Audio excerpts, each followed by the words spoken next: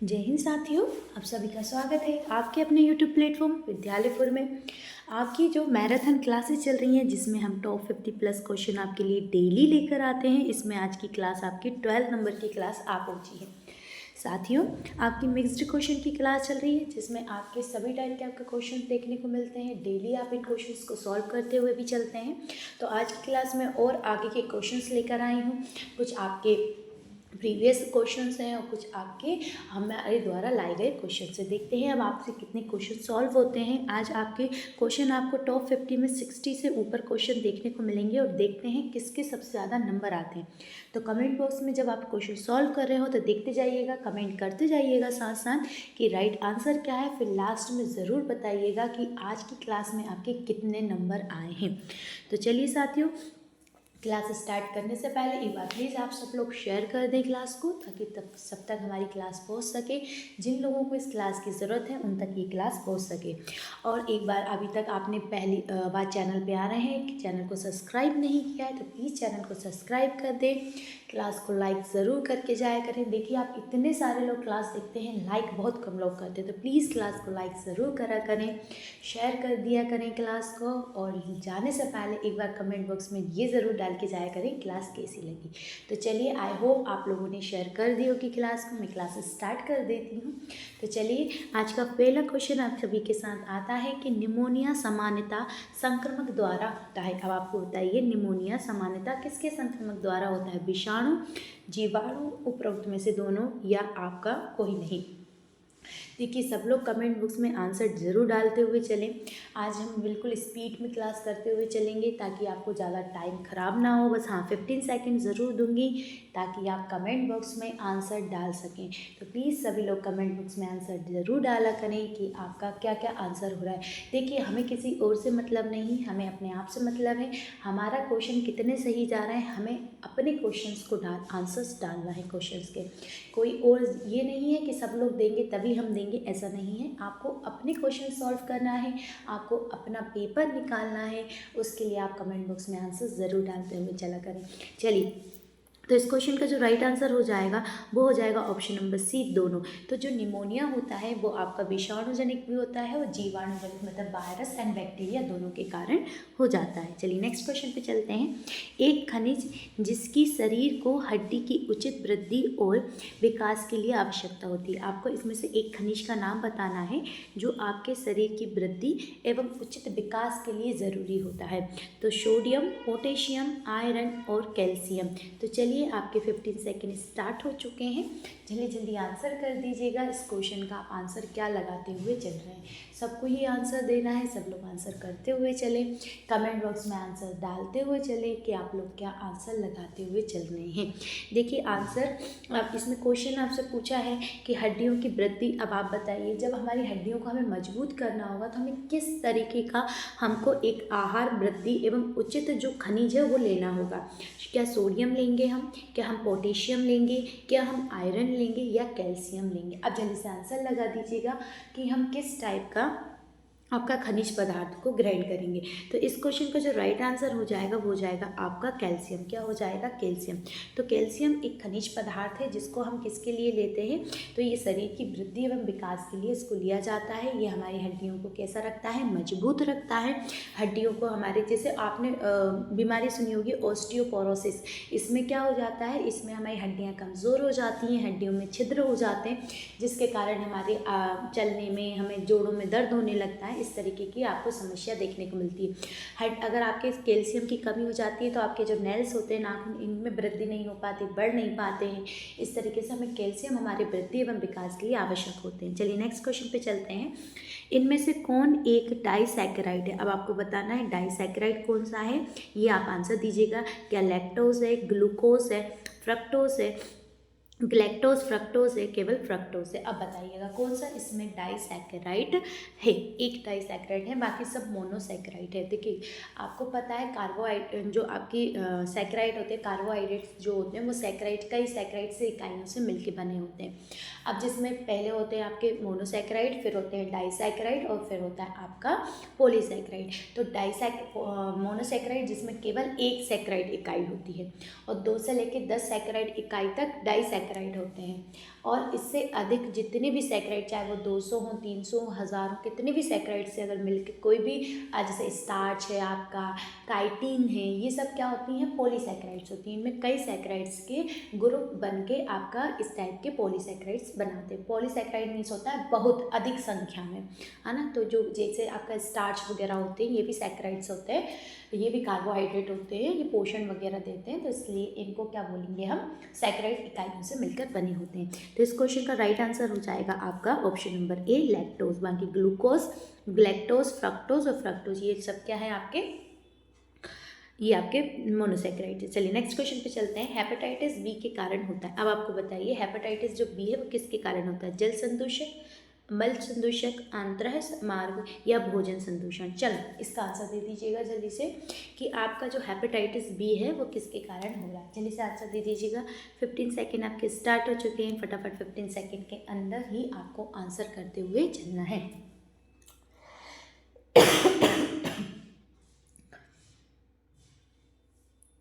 सबको आंसर देना है, सब लोग आंसर करते हुए भी चलेंगे ताकि आप लोग अपने आंसर्स को बहुत अच्छी तरीके से करते हुए और सॉल्व करते हुए चल सकें। इस क्वेश्चन का जो राइट आंसर हो जाएगा ऑप्शन नंबर सी हो जाएगा। चलिए नेक्स्ट क्वेश्चन पे चलते हैं। नेक्स्ट क्वेश्चन रहा आपका एक विटामिन जो आयरन अवशोषण में सहायक होता है। अब बताइए इनमें से कौन सा विटामिन है जो आयरन का अवशोषण करने में आपका सहायक होता है। एस्कर्बिक एसिड होता है, थायमिन होता है, राइबोफ्लेविन होता है या आपका पेंटाथैमिन अम्ल होता है। चलिए अब बताइए इसका आंसर क्या देने वाले हैं आप, जल्दी से आंसर दे दीजिएगा इसका कि विटामिन आयरन। देखिए आयरन आपको पता है किससे मिलता है हमें, अच्छा स्रोत हम क्या बोल सकते हैं, हरी सब्जियां बोल सकते हैं। आयरन के अच्छा स्रोत कौन सी होंगी, हरी सब्जियां। आयरन की कमी से क्या हो जाता है, एनीमिया नामक रोग देखने को मिलता है। अब एनीमिया भी कई टाइप्स के होते हैं, आपने भी देखा होगा अलग अलग टाइप के एनीमिया होते हैं। और एनीमिया का जो आपका रोकथाम के लिए कब चलाया गया था, 2018 में चलाया गया था। आपका एनीमिया के रोकने के लिए जो मिशन चलाया गया था एनीमिया के लिए वो 2018 में चलाया गया था। तो इसका राइट आंसर हो जाएगा आपका इस क्वेश्चन का, वो हो जाएगा एस्कर्बिक अम्ल हो जाएगा। चलिए नेक्स्ट क्वेश्चन पे चलते हैं। छोटी चेचक चिकन पॉक्स की संक्रामकता रहती है। अब आपको बताना जो चिकन पॉक्स है इसकी संक्रामकता कब तक रहती है। आपके दरोरे देखने, दरोरे मतलब आपने देखे होंगे स्किन पर रेड कलर के स्पॉट्स हो जाते हैं, एकदम अपन बोल सकते हैं मोटा मोटा स्किन हो जाती है वहाँ पर हल्के हल्के रेड कलर के। तो 3 दिन बाद तक दिखता है, आखिरी पपड़ी गिरने तक, मतलब वो सूखने के बाद जो ऊपर उसकी जो हमारी मरी हुई जो स्किन होती है, डेड स्किन होती है, उसकी पपड़ी गिर जाती है तब तक, जब तक बुखार रहे तब तक आपको इसका संक्रमण रहता है, या जो आपके ददोरे दिखने के 6 दिन बाद तक रहता है। अब इसका आंसर दीजिएगा कि इसका आंसर आप क्या लगाएंगे, जल्दी से आंसर कर दीजिएगा इस क्वेश्चन का।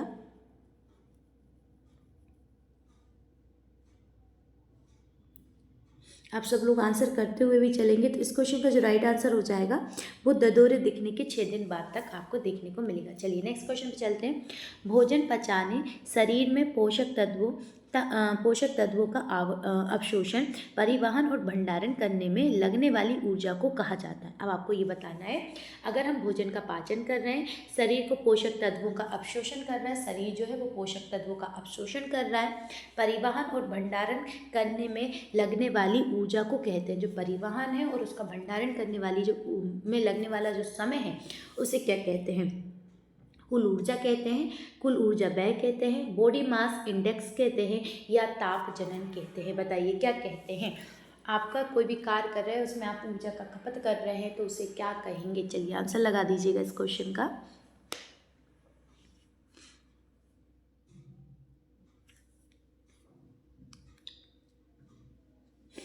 सब लोग आंसर करते हुए चलेंगे, इस क्वेश्चन का आंसर सबको ही देना है। देखते हैं किस किस का आंसर आ रहा है।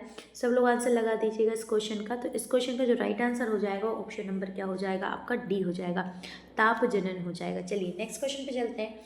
नवजात में निर्जलीकरण के मामले में ग्लूकोज के रूप में लिया जाता है। अब बताइए अगर नवजात है, कोई शिशु है, छोटा सा बच्चा है, अभी अभी जन्मा है और उसमें निर्जलीकरण हो गया है किसी कारण से, उसमें क्या पानी की कमी आ गई उसके शरीर में, तो उसमें जो ग्लूकोज है वो किस रूप में दिया जाएगा, सोडियम के अवशोषण, इनमें से कोई नहीं, ऊर्जा के स्रोत या स्वाद के रूप में। अब बताइए।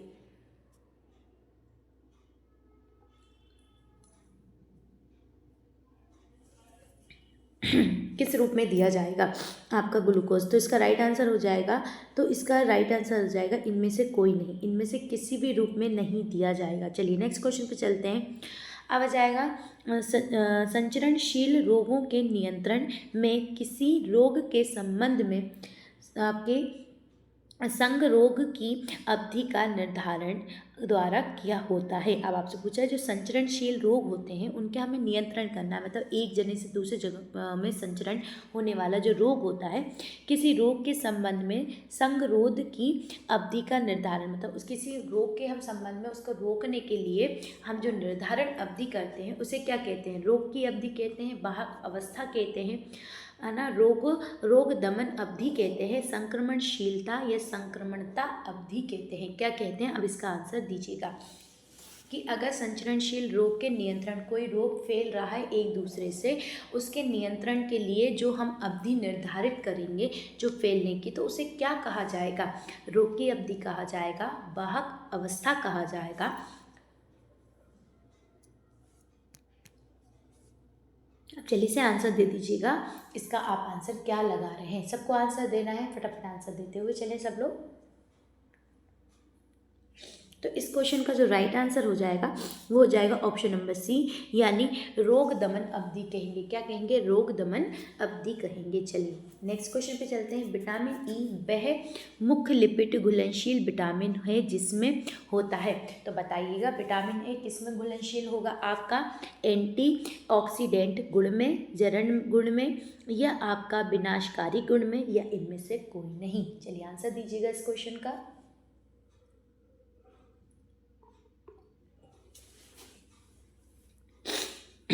सभी लोग कमेंट बॉक्स में आंसर डालते हुए चलेंगे कि आप आंसर क्या लगा रहे हैं। सभी लोग आंसर डालिएगा कमेंट बॉक्स में क्या क्या आंसर डाल रहे हैं, सबको ही आंसर देना है। चलिए तो इस क्वेश्चन का जो राइट आंसर हो जाएगा ऑप्शन नंबर ए हो जाएगा। एंटीऑक्सीडेंट जो गुण होते हैं उसमें क्या होता है? ये घुलनशील होता है। नेक्स्ट क्वेश्चन पे चलते हैं। इनमें से किसे छोड़कर अन्य कारकों के कारण चेचक स्मॉल पॉक्स का उन्मूलन हो पाया था? एक कारण छोड़कर बाकी सभी कारणों से स्मॉल पॉक्स जो चेचक है इसका उन्मूलन हो गया था। अब उसको बताना है लंबी रोग दमन अवधि के अतिरिक्त मानव भंडार नियंत्रण, पहचान में सरलता, शक्तिशाली वैक्सीन। अब आप बताइए इनमें से एक ऑप्शन सही नहीं है जिसके कारण उन्मूलन नहीं हो पाया, बाकी सबके कारण वो उसको रोकने में सफलता मिल गई थी। चलिए आंसर दीजिएगा। क्या लंबी रोग दमन अवधि के कारण सफलता नहीं मिली, अतिरिक्त मानव भंडार के कारण सफलता नहीं मिली, पहचान में सरलता नहीं थी, क्या शक्तिशाली वैक्सीन? चलिए आंसर दे दीजिएगा इसका।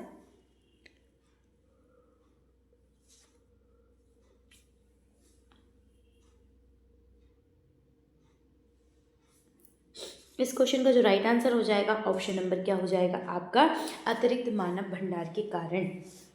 राष्ट्रीय पोषण संबंधित रक्त अल्पता नियंत्रण कार्यक्रम में रक्त अल्पता की रोकथाम एवं उपचार करने पर लक्षित है। अगर राष्ट्रीय जो पोषण कार्यक्रम है उसमें जो रक्त अल्पता है, मतलब रक्त की कमी को रोकने के लिए कार्यक्रम, जो रोकथाम कार्यक्रम था वो कौन सा है? आपसे पूछा गया है। स्वस्थ व्यक्ति, वयस्क व्यक्ति, गर्भवती महिला, या उपरोक्त में से कोई नहीं। पर उपचार लक्षित था, किस पर लक्षित ज़्यादा, मतलब जो रक्त अल्पता पोषण अभियान था वो किस पर आधारित था? स्वस्थ व्यक्ति पर था, जो बिल्कुल स्वस्थ है, उसे कोई बीमारी नहीं, उस पर। वयस्क जो बूढ़े हैं उन पर, माफ़ कीजिएगा, वयस्क जो 18 वर्ष के हो चुके हैं उसके ऊपर के जो व्यक्ति हैं उन पर। गर्भवती महिलाओं पर। किस पर था ये आपका कार्यक्रम? इसका आंसर देना है आपको।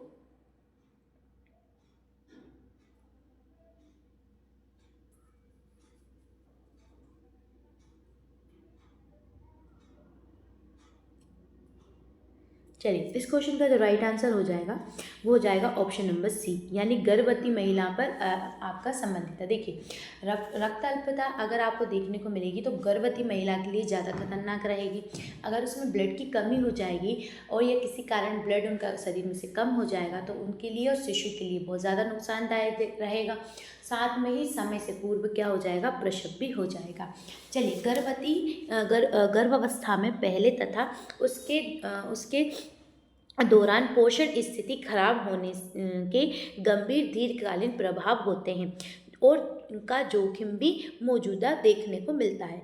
अब देखिए बताइए कि जो गर्भवती स्त्री है उसको क्या हो जाएगा आपका कि गर्भावस्था के दौरान उनके पोषण खराब हो गया, मतलब किसी कारण उनका पोषण सही अच्छा नहीं रहा, तो गर्भकालीन प्रभाव देखने को आपको मिलता है, दीर्घकालीन प्रभाव देखने को मिलता है। और ये जोखिम मौजूदा रहता है। क्या?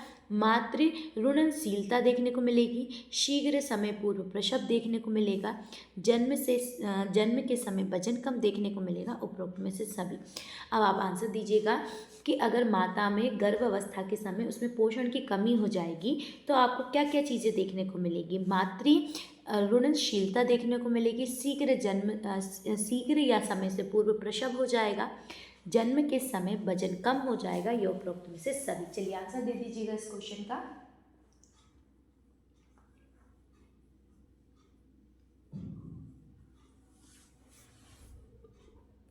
इस क्वेश्चन का राइट आंसर होगा उपरोक्त में सभी। देखिए आपको भी पता है अगर खून ब्लड वगैरह की पोषण आहार की कमी हो जाती है तो समय से पूर्व ही प्रसव हो जाता है, और साथ में ही बच्चों का जो जन्म के समय वजन होता है वो भी कैसा हो जाता है? कम हो जाता है। अब नेक्स्ट क्वेश्चन पे चलते हैं। ऊर्जा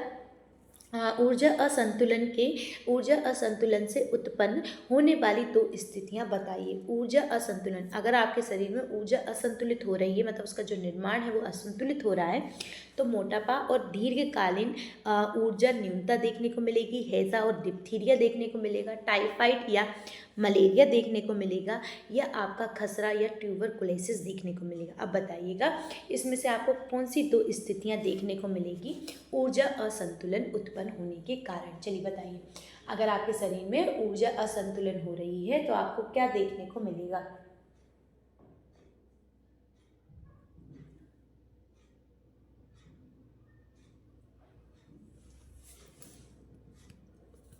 तो आपको मोटापा और दीर्घकालीन न्यूनतम ऊर्जा देखने को मिलेगी, शरीर फूल जाएगा, और साथ में लंबे समय तक आपको दीर्घकालीन मतलब बहुत ज़्यादा लंबे समय तक आपको क्या देखने को मिलेगी? आपके शरीर में ऊर्जा कम देखने को मिलेगी, आप थकान महसूस करेंगे, आप फुर्तीले नहीं रहेंगे। इस तरीके से एक सरल शर्करा जो शरीर की सभी कोशिकाओं के लिए ऊर्जा का प्रमुख स्रोत है। क्या बोला? एक सरल शर्करा जो शरीर की सभी कोशिकाओं के लिए ऊर्जा का प्रमुख स्रोत है। गन्ने का शर्करा, sucrose, glucose, fructose. Very easy question है। चलिए इसे दीजिएगा इस क्वेश्चन का आंसर।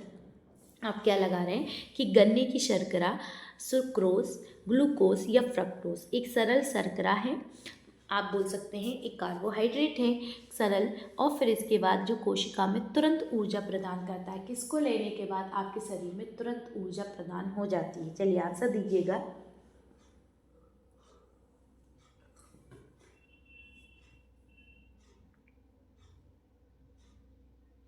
चलिए इस क्वेश्चन का जो राइट आंसर हो जाएगा वो हो जाएगा आपका ग्लूकोज। क्या हो जाएगा? ग्लूकोज। ग्लूकोज तुरंत खाने से आपको एनर्जी आ जाती है।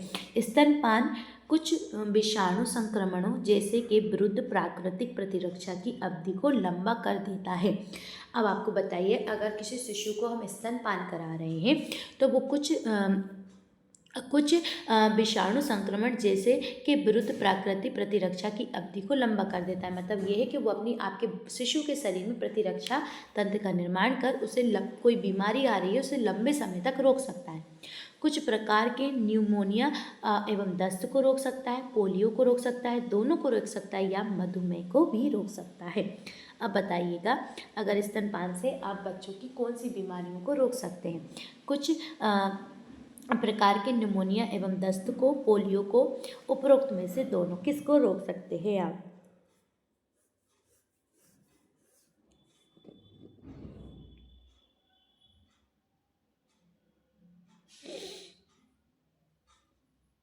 चलिए इस क्वेश्चन का जो राइट आंसर हो जाएगा वो हो जाएगा ऑप्शन नंबर आपका सी, दोनों को। आप है ना निमोनिया और दस्त को भी रोक सकते हैं, पोलियो को भी रोक सकते हैं। चलिए नेक्स्ट क्वेश्चन पे चलते हैं। समुदाय में बच्चों की स्वस्थ स्थिति की माप है। अब बताइएगा, समुदाय में बच्चों की स्वस्थ स्थिति की माप है। नवजात मृत्यु दर, मातृ मृत्यु दर, अशोधित जन्म दर, अशोधित मृत्यु दर। चलिए बताइए, समुदाय में जो समुदाय स्वास्थ्य में बच्चों की जो स्वास्थ्य की देखरेख होती है उसकी स्थिति का मापन होता है वो किसके द्वारा की जाता है? नवजात मृत्यु दर, मातृ मृत्यु दर से, अवशोषित जन्म दर से या अवशोषित मृत्यु दर से समुदाय में बच्चों की स्वास्थ्य स्थिति की माप होती है कि बच्चे कितने स्वस्थ हैं, उनकी किस स्थिति को देख के बताया जा सकता है। अब इसका आंसर हो जाएगा right answer option number A, नवजात मृत्यु दर से। अगर कहीं किसी स्थान पे नवजातों की मृत्यु दर बहुत ज़्यादा अधिक है तो इससे पता चल जाएगा कि वहाँ पे स्वास्थ्य की स्थिति कैसी है, खराब है। चलिए नेक्स्ट क्वेश्चन पे चलते हैं कि गर्भावस्था के दौरान के कारण आधारी अपापचय वृद्धि होती है। अब आपको बताना है तुरंत ऊतक जो संश्लेषण है इससे, सक्रिय ऊतक द्रव्यमान में वृद्धि से, हृदय वाहिकाएं एवं फुसफुसीय कार्य में वृद्धि से। अब आपको बताना है कि आपकी गर्भावस्था के दौरान किस कारण से आधारीय अपापचय जो चयापचयी वृद्धि होती है, वो आधारीय जो चयापचयी वृद्धि होती है वो किस कारण होती है? त्वरित ऊतक संश्लेषण से, सक्रिय ऊतक द्रव्यमान में वृद्धि से आपकी, फिर दूसरा जाएगा हृदय वाहिकाएं एवं फुसफुसीय कार्य में वृद्धि से, या आपका उपयुक्त सभी से। चलिए बताइए इसका आंसर, क्या आप आंसर लगा रहे हैं? सबको ही आंसर देना है।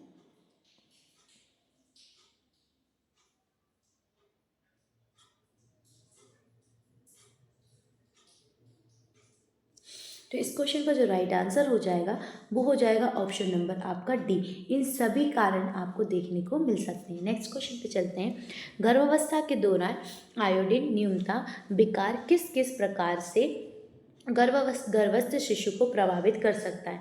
अगर गर्भावस्था के समय आयोडीन की कमी हो जाती है तो गर्भस्थ शिशु को क्या परेशानी देखने को मिलती है? तंत्रिका तंत्र, क्रेटीना यानी वामता देखने को मिलेगी, मूक बधिरता यानी आप गूंगापन देखने को मिलेगा, या भेंगापन देखने को मिलेगा, आँखों के संबंधित रोग देखने को मिलेगा, या उपरोक्त में से सभी। तो ये पूछ रहा है आयोडीन की कमी से क्या क्या देखने को मिल सकता है। आयोडीन की कमी से पूछा है उसने। चलिए अब आंसर दीजिएगा कि आयोडीन की कमी से आपको क्या देखने को मिल सकता है। तो इसका राइट आंसर हो जाएगा इस क्वेश्चन का, वो हो जाएगा उपरोक्त में से सभी आपको देखने को मिल सकता है। शाकाहारी माता में की कमी होने की संभावना अधिक होती है। अब बताइए, कोई शाकाहारी माता है उसमें किसकी कमी होने की संभावना अधिक है? Vitamin B12, vitamin C, vitamin A, या आयरन की? देखिए बताइए इसका आंसर, किसकी कमी सबसे ज़्यादा देखने को मिलेगी आपको एक शाकाहारी माता में? चलिए आंसर दीजिएगा।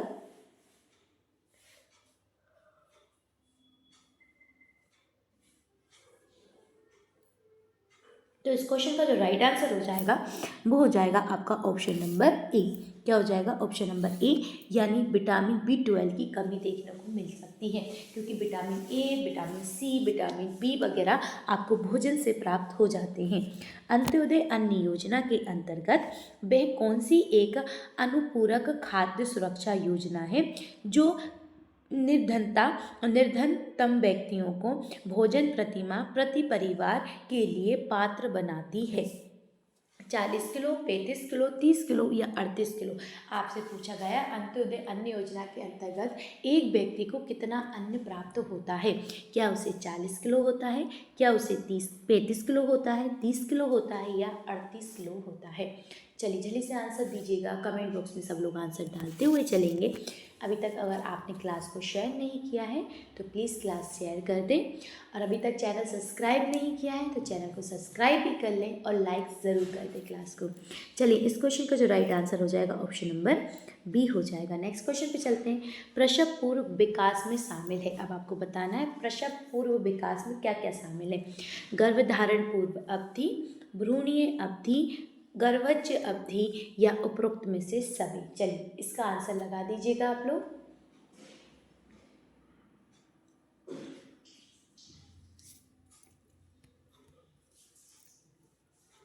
इस क्वेश्चन का जो राइट आंसर हो जाएगा वो हो जाएगा ऑप्शन नंबर डी। चलिए नेक्स्ट क्वेश्चन पे चलते हैं, कर्णमूल शोधक यानी गलसुआ जिसे मम्स बोलते हैं अधिकतम संक्रामकता के दौरान होता है किसके तरह? सूजन की शुरुआत, सूजन दिखने के बाद, रोग दमन अवधि, रोग पूर्व लक्षण अवधि? अब आप इसका आंसर दीजिएगा कि आप इसका आंसर क्या लगा रहे हैं।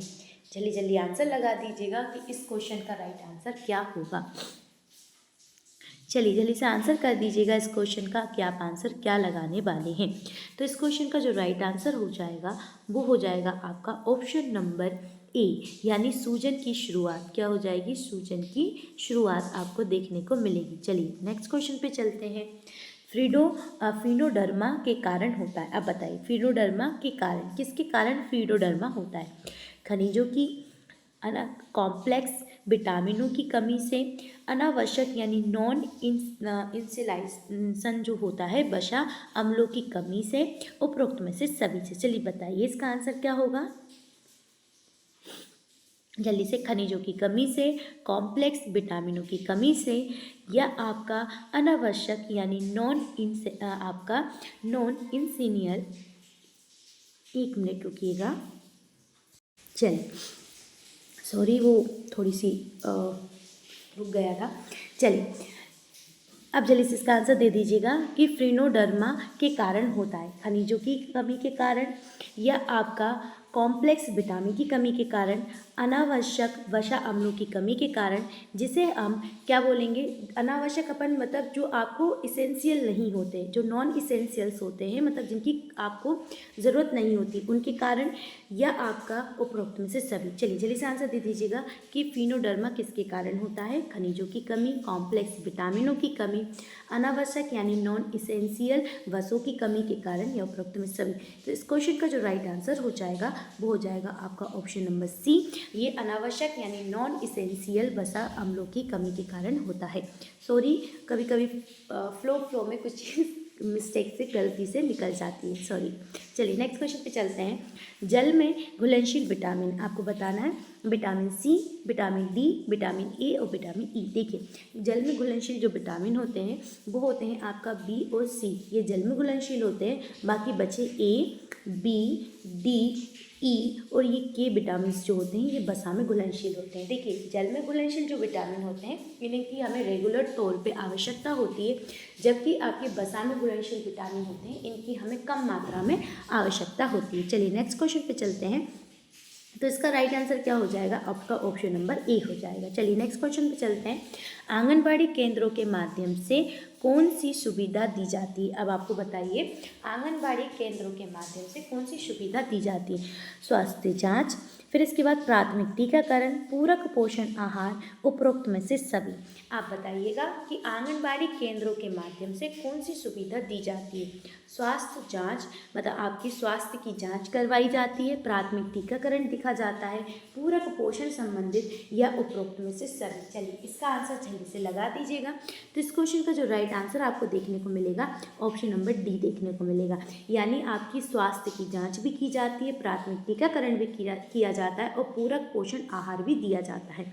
चलिए नेक्स्ट क्वेश्चन पे चलते हैं कि हेपेटाइटिस रोग मनुष्य के किस अंग को क्षतिग्रस्त करता है? जो हेपेटाइटिस रोग होता है वो मनुष्य के किस अंग को क्षतिग्रस्त कर देता है? यकृत को, फेफड़ों को, वृक्क को, या हृदय को? अब इसका आंसर दीजिएगा। आप लोग क्या आंसर लगाएंगे कि हेपेटाइटिस रोग मनुष्य के किस अंग को क्षतिग्रस्त कर देता है? तो इस क्वेश्चन का जो राइट आंसर आपको देखने को मिलेगा वो यकृत देखने को मिलेगा। चलिए नेक्स्ट क्वेश्चन पे चलते हैं। प्रोटीन नहीं पाया जाता। अब बताइए प्रोटीन किस में नहीं पाया जाता? रक्त में, लसिका में, कोशिका द्रव्य में, या पित्त रस में? किस में प्रोटीन नहीं पाया जाता है ये आपको बताना है। चलिए इसका आंसर दे दीजिएगा। किस में प्रोटीन नहीं पाया जाता है? रक्त में, लसिका में, कोशिका में, या आपका पित्त रस में?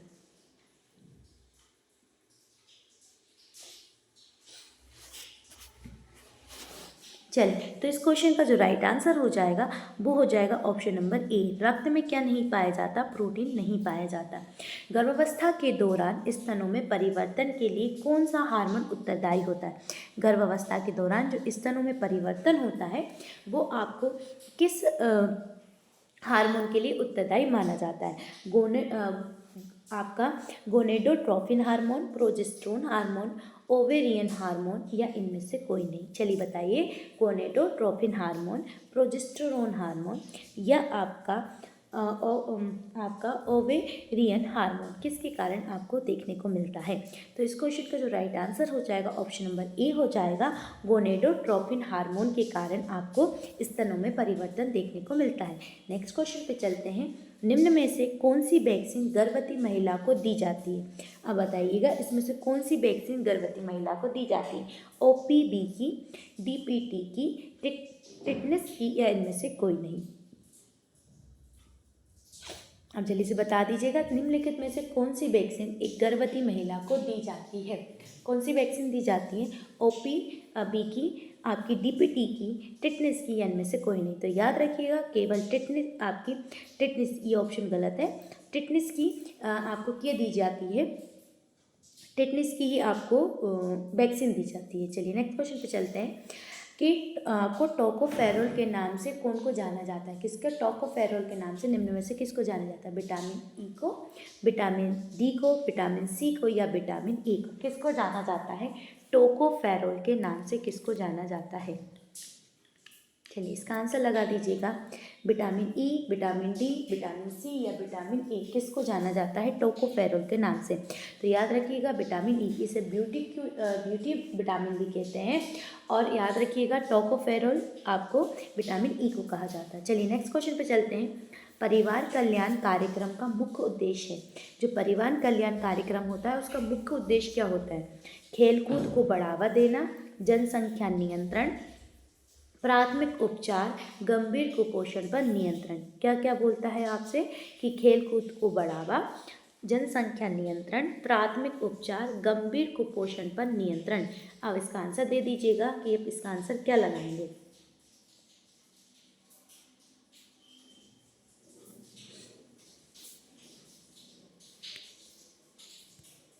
अब इसका राइट आंसर आ जाएगा कि गंभीर कुपोषण पर नियंत्रण। याद रखना जब परिवार कल्याण कार्यक्रम का मुख्य उद्देश्य पूछे तो गंभीर कुपोषण पर नियंत्रण का इसका राइट आंसर होगा। ICDS योजना के अंतर्गत कौन सा कार्यक्रम नहीं आता? नहीं आता है पूछा है। ICDS के अंतर्गत पूरक पोषण, विद्यालय पूर्व अनौपचारिक शिक्षा, पोषण एवं स्वास्थ्य शिक्षा, विश्व स्वास्थ्य संगठन। अब बताइएगा कि ICDS के अंतर्गत कौन योजना के अंतर्गत कौन सा कार्यक्रम नहीं आता है? इसका आंसर दीजिएगा कौन सा कार्यक्रम नहीं आता है पूछा है आपसे। इसका आंसर आप क्या लगाने वाले हैं जल्दी से लगा दीजिएगा। तो इस क्वेश्चन का जो राइट आंसर आपको देखने को मिलेगा ऑप्शन नंबर डी, यानी विश्व स्वास्थ्य संगठन WHO आपका WHO नहीं आता है। क्या आता है इसमें? पूरक पोषण आएगा, आपके विद्यालय पूर्व अनौपचारिक शिक्षा भी आएगी और पोषण एवं स्वास्थ्य भी आएगा। चलिए नेक्स्ट क्वेश्चन पे चलते हैं कि विटामिन डी का समृद्ध स्रोत है। विटामिन डी का समृद्ध स्रोत है, कौन सा है विटामिन डी का समृद्ध स्रोत?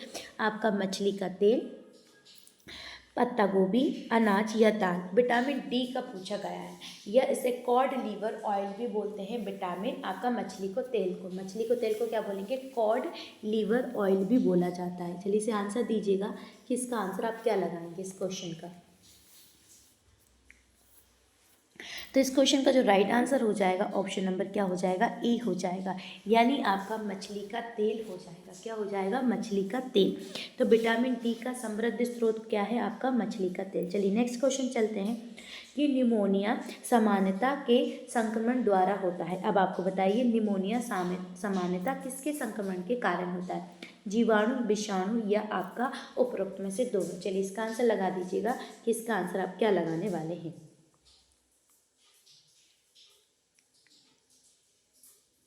तो इस क्वेश्चन का जो राइट आंसर हो जाएगा ऑप्शन नंबर सी, दोनों के कारण होता है। चलिए नेक्स्ट क्वेश्चन चलते हैं। इनमें से कौन मच्छरों द्वारा नहीं होता?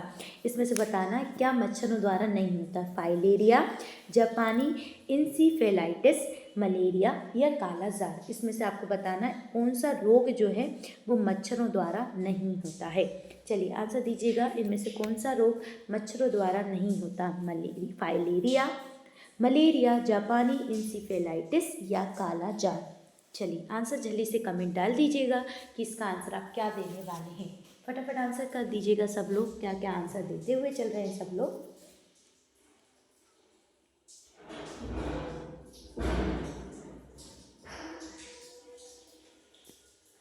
तो इस क्वेश्चन का जो राइट आंसर हो जाएगा वो हो जाएगा कालाजार। ये मच्छरों से नहीं होता, जबकि फाइलेरिया, जापानी इंसेफेलाइटिस और मलेरिया ये सभी किसके कारण होते हैं, आपके मच्छर के कारण होते हैं। चलिए नेक्स्ट क्वेश्चन पे चलते हैं।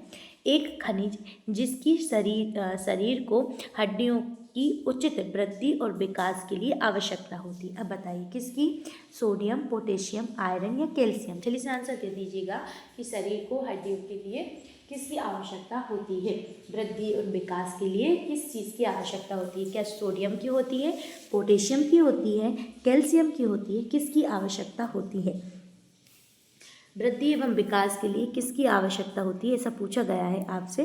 तो इस क्वेश्चन का जो राइट आंसर हो जाएगा वो हो जाएगा ऑप्शन नंबर आपका डी, कैल्शियम। चलिए नेक्स्ट क्वेश्चन पे चलते हैं। इनमें से कौन एक डाइसैकेराइड है। अरे ये तो रिपीट हो गया क्वेश्चन, तो लैक्टोज हो जाएगा। नेक्स्ट क्वेश्चन पे चलते हैं। चलिए नेक्स्ट क्वेश्चन है, इनमें से कौन व्यापक जन्म समूह हेतु आहारीय लक्षण है। क्या बोला, आहारीय लक्ष्य है।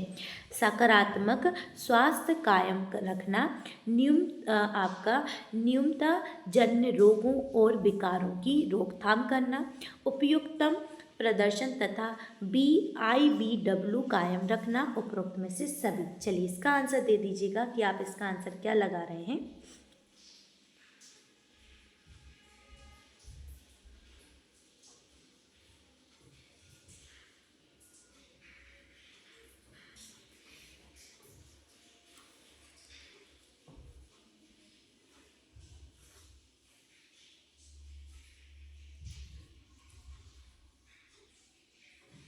तो इस क्वेश्चन का जो राइट आंसर हो जाएगा वो हो जाएगा उपरोक्त में से सभी। चलिए नेक्स्ट क्वेश्चन पे चलते हैं। देखो, प्रसवकालीन देखभाल के संबंध में इनमें से क्या सत्य है। प्रसवकालीन जो देखभाल होती है उसके संबंध में कौन सा सत्य कथन है, ये पूछा गया है। देखिए, ये प्रसव आरंभ होने के बाद आरंभ होती है और प्रसव के बाद तक चलती है। इसमें माता और शिशु की जांच करना शामिल होता है।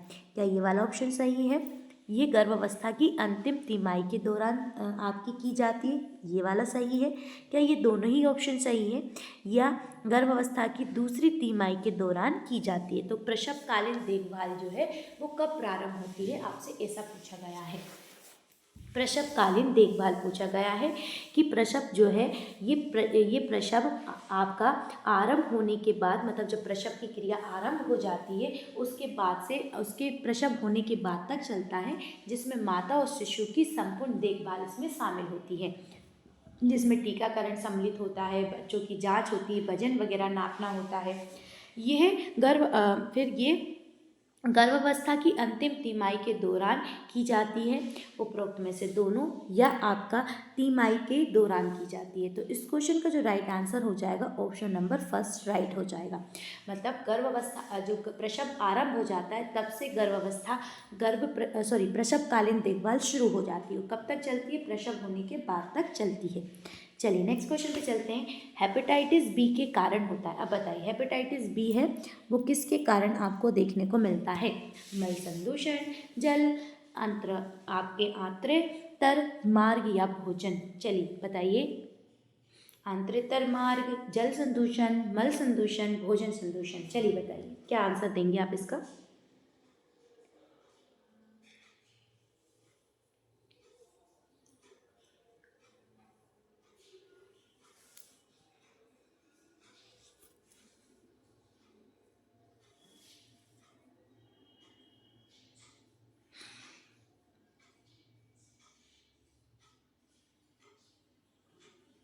तो इस क्वेश्चन का जो राइट आंसर हो जाएगा ऑप्शन नंबर क्या हो जाएगा आपका सी। चलिए नेक्स्ट क्वेश्चन पे चलते हैं। किसी विशिष्ट भौगोलिक क्षेत्र में किसी रोग या संक्रमक आपका अनिहरता की लगातार उपस्थिति को कहते हैं। हैजा, मलेरिया आदि।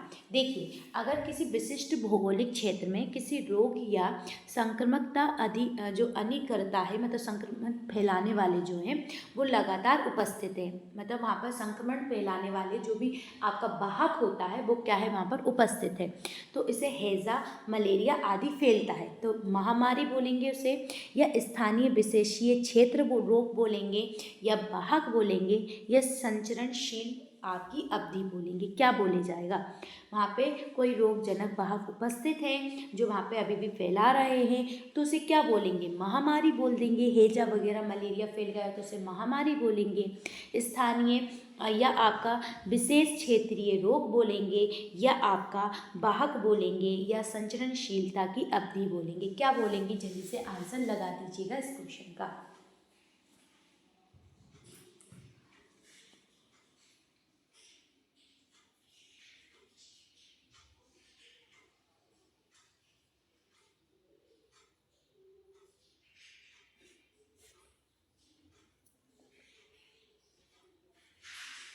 तो इसका राइट आंसर हो जाएगा इस क्वेश्चन का आपका स्थानीय विशेषज्ञ रोग क्षेत्र बोलेंगे। एक विटामिन जो आयरन अवशोषण में शामिल होता है, तो इसका आंसर हो जाएगा एस्कर्बिक अम्ल। चलिए नेक्स्ट क्वेश्चन पे चलते हैं कि छोटी चेचक चिकन पॉक्स संक्रामकता रहती है, किससे रहती है? आपके तो ये दाने दिखने के 6 दिन बाद तक इसमें बना रहता है। चलिए नेक्स्ट क्वेश्चन पे चलते हैं। भोजन पचाने, शरीर में पोषक तत्वों का अवशोषण, परिवहन, भंडारण करने में लगने वाली ऊर्जा कहते हैं। क्या कहते हैं? कुछ ऊर्जा आपका कुल आवश्यक ऊर्जा, कुल ऊर्जा व्यय, बॉडी मास इंडेक्स, या ताप जनन क्या कहा जाता है? चलिए आंसर दे दीजिएगा इसका। आप आंसर क्या लगाएंगे इस क्वेश्चन पे? चलिए से आंसर लगा दीजिएगा।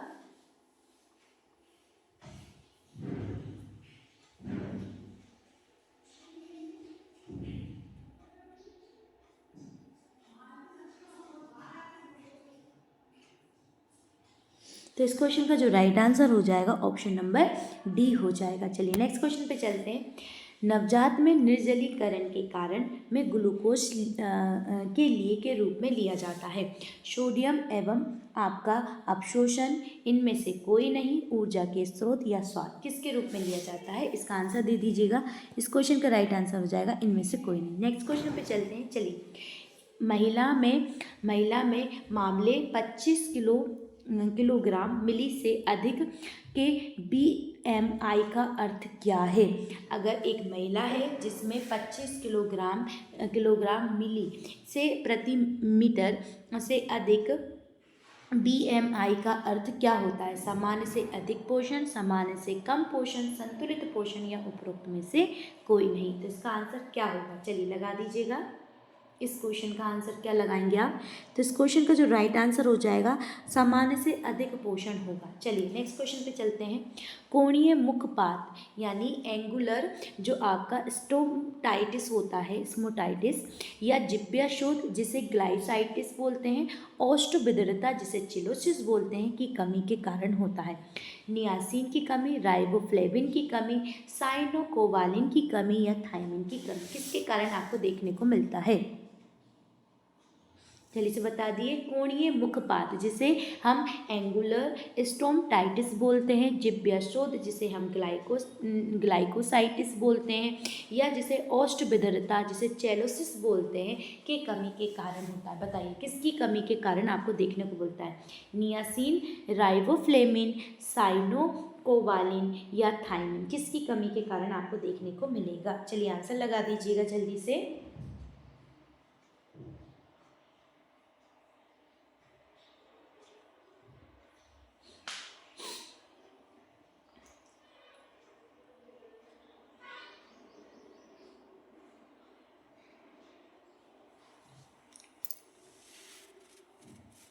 तो इस क्वेश्चन का राइट आंसर हो जाएगा आपका बी यानी राइबोफ्लेविन। क्या हो जाएगा? राइबोफ्लेविन जन समूह में आयोडीन की कमी से होने वाले रोगों पर नियंत्रण करने की एक सुपरीक्षित पद्धति है।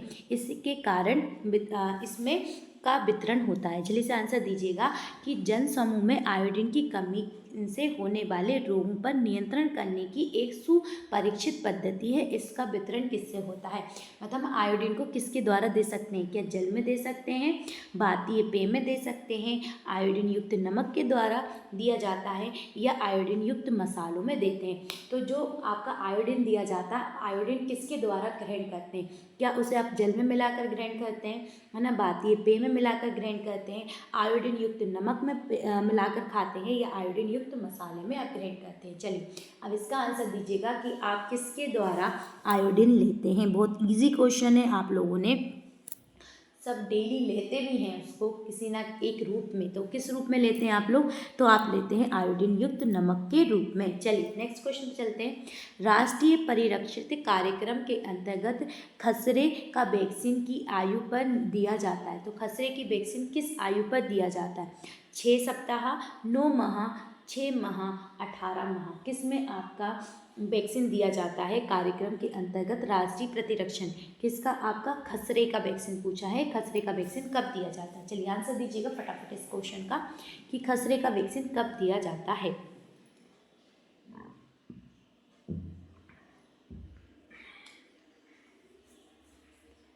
तो इस क्वेश्चन का जो राइट आंसर हो जाएगा वो हो जाएगा आपका 9 माह में खसरे का वैक्सीन दिया जाता है।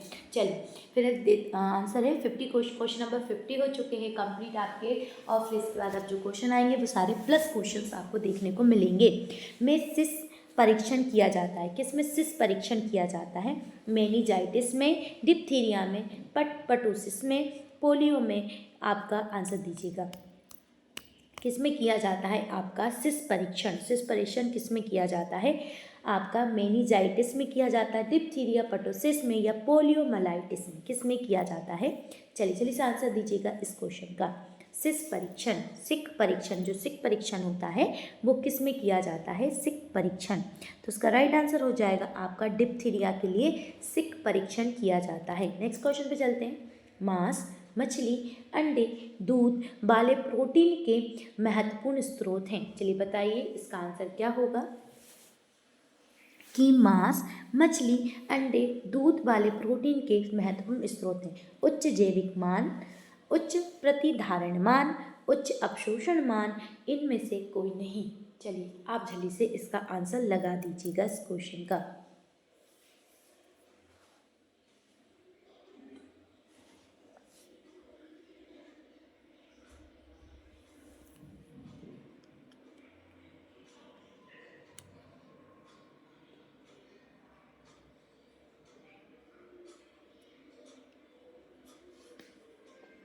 इस क्वेश्चन का जो राइट आंसर हो जाएगा वो हो जाएगा ऑप्शन नंबर आपका ए, उच्च जैविक मान वाले होते हैं। चलिए नेक्स्ट क्वेश्चन पे चलते हैं।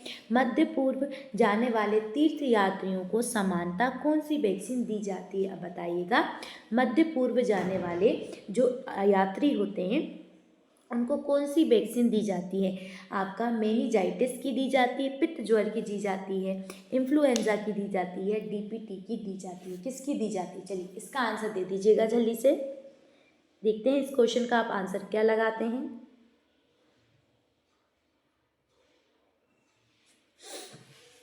तो इस क्वेश्चन का जो राइट आंसर हो जाएगा वो ऑप्शन नंबर बी हो जाएगा, यानी पित्त ज्वर की दी जाती है। चलिए नेक्स्ट क्वेश्चन पे चलते हैं कि बैक्टीरियम ट्यूबरकुलोसिस और विब्रियो कॉलेरी की पहचान की जाती है। कि माइकोबैक्टीरियम ट्यूबरकुलोसिस और विब्रियो कॉलेरी की पहचान की जाती है। किससे की जाती है? रॉबर्ट कोच से, लुईस पास्चर ने की थी, न्यूटन ने की थी, या आइंस्टाइन ने की थी? किसने की थी? माफ कीजिएगा, इनकी पहचान किसने की थी? रॉबर्ट कोच ने की थी, लुईस पास्चर ने की थी, न्यूटन ने की थी, या आइंस्टाइन ने की थी? किसने माइक्रोबैक्टीरियम ट्यूबरकुलोसिस और विब्रियो कॉलेरी की पहचान की थी? इसका आंसर लगा दीजिएगा कि इसका आंसर आप क्या लगाते हुए चल रहे हैं। तो किसने इन रोगों की पहचान की थी? आपसे ऐसा पूछा गया है। इसका आंसर दीजिएगा कि किन लोगों ने इन रोगों की पहचान की थी। माइकोबैक्टीरियम ट्यूबरकुलोसिस और विब्रियो कॉलेरी की पहचान किसने की थी? इसका आंसर देना है तो राइट आंसर हो जाएगा आपका रॉबर्ट कोच ने। किसने की थी? रॉबर्ट कोच ने की थी। चलिए नेक्स्ट क्वेश्चन पे चलते हैं कि नवजात शिशुओं में डीपीटी लगाने का अनुशंसित स्थान है। अब बताइए, जो नवजात शिशु होते हैं उनमें डीपीटी का जो डिप्थीरिया, पटोसिस और टिटनेस का जो टीका लगता है वो कहाँ पर लगता है? ग्लूटियल पेशी में लगता है। ग्लूटियल मतलब जो आपकी हाथों की भुजा होती हैं इनकी ऊपर साइड। डेंडोइड पेशी में लगता है, अग्रबाहु में लगता है, जांघ का पार्श्व भाग पर लगती है।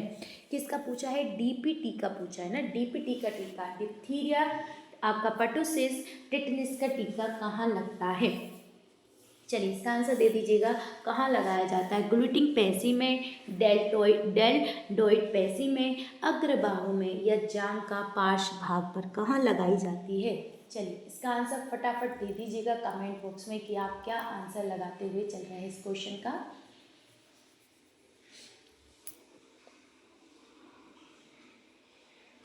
तो इस क्वेश्चन का जो राइट आंसर हो जाएगा वो हो जाएगा आपका ऑप्शन नंबर बी, यानी कहाँ पर? डेल्टोइड पेशी में लगाया जाता है डीपीटी का। किसका? डीपीटी का। चलिए नेक्स्ट क्वेश्चन पे चलते हैं। थायमिन की कमी आम तौर पर के कारण होती है। जो थायमिन होती है इसकी कमी आम तौर पर किसके कारण होती है? लोगों द्वारा पॉलिश किए गए चावल का सेवन अधिक किए जाने पर, खाना पकाने की अनुचित प्रथा अपनाने पर, चावल पकाने के बाद बचे अतिरिक्त पानी को फेंक देने के कारण, उपरोक्त में से सभी।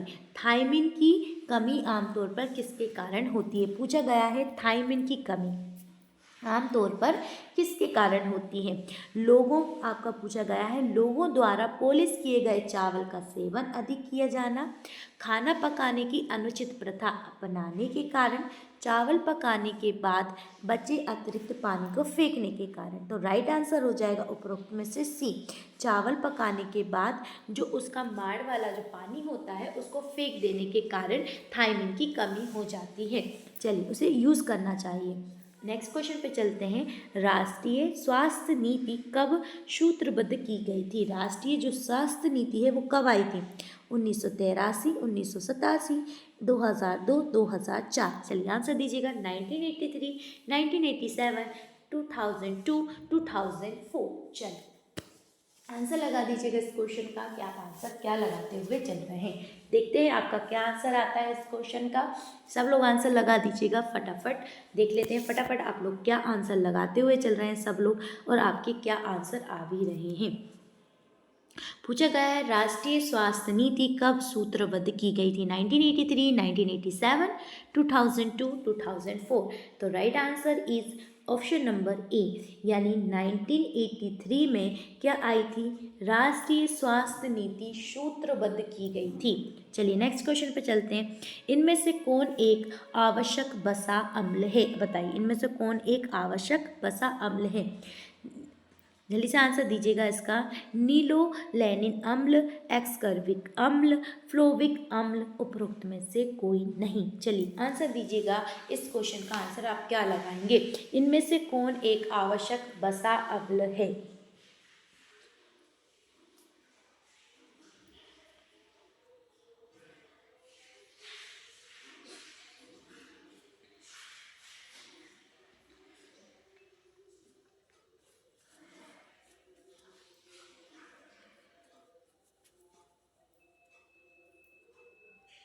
चलिए इस क्वेश्चन का राइट आंसर हो जाएगा ऑप्शन नंबर ए, नीलोलैनिन अम्ल।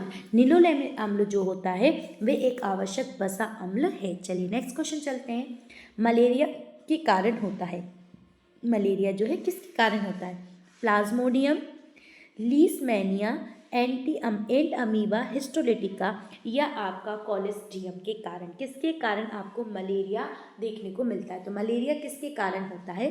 प्लाज्मोडियम, आपका सिलमेनिया या आप लिस्मेनिया, एंड अमीबा हिस्टोलिटिका या आपका कॉलेस्ट्रिडियम के कारण। किसके कारण आपको मलेरिया? आपको पता है मलेरिया का वाहक कौन होता है? मच्छर होता है। और ये किसके कारण होता है? ये आपका होता है प्लाज्मोडियम बाइबेक्स के कारण होता है। और कौन से मच्छर के काटने से होता है? जल्दी से बताइएगा। मादा एनाफ्लीज के काटने से फैलता है। नेक्स्ट क्वेश्चन पे चलते हैं। वृद्धि मंदन एवं और पेशियों में अघोत जो आपकी बची है बसा, गंभीर क्षय ये पोषण संबंधित की दो सतह विशेषताएं हैं। मैरास्मस, पहलाग्र, स्कर्वी या मुख्य पाक। अब आपको इसका आंसर देना है। क्या बोल रहा है वो? कि वृद्धि मंदन और पेशियों में जो आपका ये जो बसा होता है, जो अगोत बसा होता है वो गंभीर क्षय और इसके साथ ये पोषण संबंधित दो सतह विशेष होता है। कैसे विशेष होता है? क्या मैरास्मस होता है, पहलाग्रह होता है, स्कर्वी होता है या मुख्य पाक होता है? क्या होता है?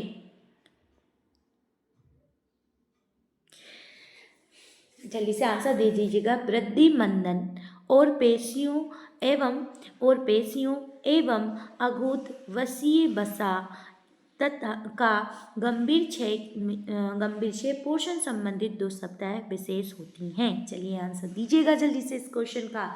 क्या आप आंसर लगा रहे हैं तो आंसर हो जाएगा इस क्वेश्चन का right option number A marasmus. Next question पे चलते हैं। कंजक्टिवाइटिस जो आपका जीरोसिस का अर्थ नेत्र श्लेष्मा से है, तो बताइए किसके कारण? सूखेपन के कारण, अंधेपन के कारण, मृदुता के कारण या कठोरता के कारण। चलिए से आंसर दीजिएगा इस क्वेश्चन का कि जो आपका कंजक्टाइटल जो आपका जीरोसिस है, जल्दी से आंसर दीजिएगा। कंजक्टिवल जीरोसिस का अर्थ नेत्र श्लेष्मा में कंजक्टिवा के से है। कौन से किससे है ये पूछा गया है। सूखेपन मतलब ये रोग जो हो रहा है वो किस कारण, इस रोग में आपको क्या देखने को मिलता है? क्या सूखापन देखने को मिलता है आंखों में, अंधापन देखने को मिलता है, मृदुता देखने को मिलती है, कठोरता देखने को मिलती है?